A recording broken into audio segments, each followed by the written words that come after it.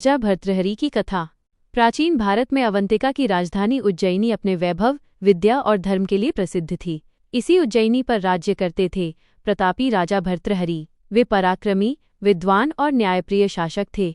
प्रजा उन्हें आदर से देखती थी और उनका राज्य सुख शांति से चलता था।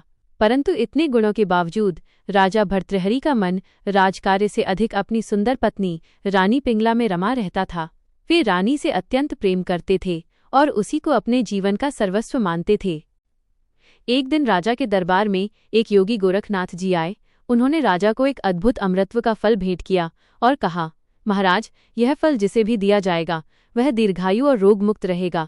राजा ने वह फल आदरपूर्वक स्वीकार किया, पर अपने लिए उसे रखने के बजाय उन्होंने सोचा कि यह फल वे अपनी प्रिय रानी को देंगे ताकि वह सदा स्वस्थ और उनके साथ बनी रहे। राजा ने प्रेमपूर्वक वह फल रानी पिंगला को दे दिया, लेकिन रानी का मन किसी और पुरुष में आसक्त था। उसने राजा के प्रेम और विश्वास का मान नहीं रखा और वो फल अपने गुप्त प्रेमी को दे दिया। वो प्रेमी भी किसी और स्त्री से प्रेम करता था, इसलिए उसने वो फल उसे सौंप दिया। इस प्रकार वो फल कई हाथों से होता हुआ अंततः फिर से राजा भर्तृहरि के पास आ पहुंचा। जब राजा ने उस फल को पहचाना और पूरी सच्चाई जानी तो उनके पैरों तले भूमि खिसक गई। जिस रानी को वे प्राणों से भी अधिक चाहते थे, उसी ने उन्हें धोखा दिया था। राजा का हृदय गहरे दुख और वैराग्य से भर गया। उन्होंने समझ लिया कि सांसारिक प्रेम, सौंदर्य और मोह सब नश्वर हैं। जिन वस्तुओं को मनुष्य सदा का समझता है वे क्षण भर में टूट जाती हैं। रात भर राजा भर्तृहरि जागते रहे। उनके मन में अनेक विचार उठते रहे। जिस प्रेम के लिए मैंने राजधर्म तक भुला दिया, वही प्रेम आज मेरे दुख का कारण बन गया। क्या यही जीवन का सत्य है? उसी रात उनके भीतर वैराग्य की ज्योति जल उठी। अगले दिन राजा ने दरबार बुलाया और सबको चकित करते हुए घोषणा की कि वे राज्य त्याग कर रहे हैं।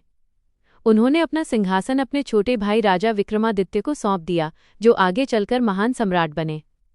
स्वयं भर्तृहरि ने राजसी वस्त्र त्याग कर साधु का वेश धारण कर लिया और वन की ओर प्रस्थान कर गए।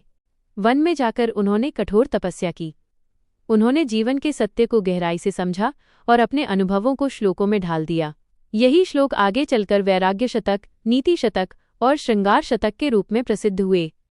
संत भर्तृहरि का जीवन त्याग, विवेक और आत्मज्ञान का प्रतीक बन गया। राजा से संत बने भर्तृहरि आज भी हमें यह सिखाते हैं कि सच्चा सुख बाहर नहीं, भीतर है।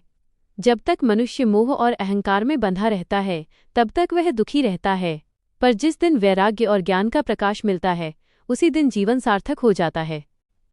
कथा की शिक्षा।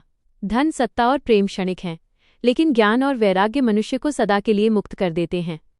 अगर आपको ये वीडियो पसंद आई हो तो लाइक और चैनल को सब्सक्राइब कीजिए। धन्यवाद।